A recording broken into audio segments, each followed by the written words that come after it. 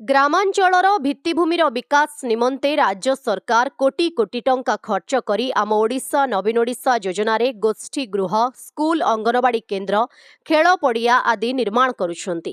ହେଲେ ଏହି ଯୋଜନା କିଛି ଦୁର୍ନୀତିଖୋର ଅଧିକାରୀ ଓ ଠିକାଦାର ଯୋଗୁଁ ଏହି ଲୋକାଭିମୁଖୀ ଯୋଜନା ବାଟବଣା ହେବାରେ ଲାଗିଛି। ପିସି କାରବାର ଯୋଗୁଁ ଏହି କାର୍ଯ୍ୟ ଅତ୍ୟନ୍ତ ନିମ୍ନମାନର ହେଉଛି। ଆମ ଓଡ଼ିଶା ନବୀନ ଓଡ଼ିଶା ଯୋଜନାରେ ପ୍ରତ୍ୟେକ ପଞ୍ଚାୟତକୁ 50 ଲକ୍ଷ ଟଙ୍କା ଅନୁଦାନ ଯୋଗାଇ ଦେଉଛନ୍ତି ସରକାର। ଏହି ପରିପ୍ରେକ୍ଷୀରେ କଳାହାଣ୍ଡି ଜିଲ୍ଲା ଲାଞ୍ଜିଗଡ଼ ବ୍ଲକ ଆଦିବାସୀ ଅଧ୍ୟୁଷିତ ଅଞ୍ଚଳ ଲାଖବାହାଳି ପଞ୍ଚାୟତକୁ ମଧ୍ୟ 50 ଲକ୍ଷ ଟଙ୍କା ଅନୁଦାନ ଆସିଥିଲା। ସେ ମଧ୍ୟରୁ ମଡ଼ାଙ୍ଗପଦର ଗାଁ ଆଦିବାସୀଙ୍କ ବିଶ୍ୱାସର ପ୍ରତୀକ ଧରଣୀଗୁଡ଼ି ପାଇଁ 2,50,000 ଟଙ୍କା ଅନୁଦାନ ଆସିଥିବା ବେଳେ ଘାଟିକୋଣ୍ଡରୁ ସ୍କୁଲ ମରାମତି ପାଇଁ ମଧ୍ୟ 2,50,000 ଟଙ୍କା ଆସିଥିଲା। ହେଲେ ଏହି କାମ ଅତ୍ୟନ୍ତ ନିମ୍ନମାନର ହୋଇଥିବା ବେଳେ ସ୍ଥାୟିତ୍ୱକୁ ନେଇ ବିରାଟ ବଡ଼ ପ୍ରଶ୍ନବାଚୀ ସୃଷ୍ଟି ହୋଇଛି। ଏହି କାମରେ ବିଭାଗୀୟ ଯନ୍ତ୍ରୀ ବିଦ୍ୟା ଟୁଡୁ 2ଟି କାମରେ 86,000 ଟଙ୍କା ପିସି ନେଇଥିବା ଖୋଦ୍ କାର୍ଯ୍ୟ ତଦାରଖ କରୁଥିବା ରିଗା ନାୟକ ସ୍ୱୀକାର କରିଛନ୍ତି।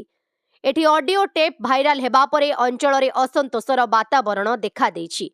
ହେଲେ ଏହି ଘଟଣାକୁ ନେଇ ଅନେକ ଅଭିଯୋଗ ହେବା ପରେ ମଧ୍ୟ ଯନ୍ତ୍ରୀଙ୍କ ବିରୁଦ୍ଧରେ କୌଣସି କାର୍ଯ୍ୟାନୁଷ୍ଠାନ ନ ନେବା କେତେଦୂର ଯଥାର୍ଥ ବୋଲି ବୁଦ୍ଧିଜୀବୀ ମହଲରେ ଚର୍ଚ୍ଚା ହେଉଛି। ଯନ୍ତ୍ରୀ ବିଦ୍ୟା ଟୁଡୁ କେଉଁ ରାଜନେତା ଓ କେଉଁ ଅଧିକାରୀର ଛତ୍ର ଛାୟା ତଳେ ଅଛନ୍ତି, କିଏ ତାଙ୍କୁ ସୁରକ୍ଷା ଯୋଗାଉଛି, ଏହାର ଉଚିତ ତଦନ୍ତ କରା ନଗଲେ ଓ ଦୋଷୀଙ୍କ ବିରୋଧରେ ଦୃଢ଼ କାର୍ଯ୍ୟାନୁଷ୍ଠାନ କରା ନଗଲେ ଆଗାମୀ ଦିନରେ ଏକ ବିରାଟ ଆନ୍ଦୋଳନ ହେବା ଦାନା ବାନ୍ଧୁଛି। ତେବେ ଏହି ପିସି କାରବାରକୁ ନେଇ କଳାହାଣ୍ଡି ଜିଲ୍ଲା ସ୍ୱତନ୍ତ୍ର ଉନ୍ନୟନ ପରିଷଦ ଅଧ୍ୟକ୍ଷ ଶିବାଜୀ ମାଝୀଙ୍କୁ ପଚାରିବାରୁ ସେ କହିଲେ, ମୁଁ ଏହାର ସଠିକ ତଦନ୍ତ ପାଇଁ ବିଡିଓଙ୍କୁ ନିର୍ଦ୍ଦେଶ କରିବି। ତଦନ୍ତ ପରେ ଦୁର୍ନୀତିଖୋର ଯନ୍ତ୍ରୀଙ୍କ ବିରୋଧରେ କାର୍ଯ୍ୟାନୁଷ୍ଠାନ ନିଆଯିବ ବୋଲି ମତ ପ୍ରକାଶ କରିଛନ୍ତି। ତେବେ ଏହାର କେବେ ତଦନ୍ତ କରାଯିବ ଓ କେଉଁ ପ୍ରକାର କାର୍ଯ୍ୟାନୁଷ୍ଠାନ ନିଆଯିବ ଓ ପ୍ରଶାସନ କ'ଣ ପଦକ୍ଷେପ ନେଉଛି ନ ଜାଣି ନ ଶୁଣି ଦୁର୍ନୀତିଗ୍ରସ୍ତ ଯନ୍ତ୍ରୀଙ୍କୁ ଘଣ୍ଟ ଘୋଡ଼ାଉଛି ତାହା ଦେଖିବାକୁ ବାକି ରହିଲା। लांजीगढ़ मनोज दोरांग रिपोर्ट, ओडिशा हाइलाइट समाचार।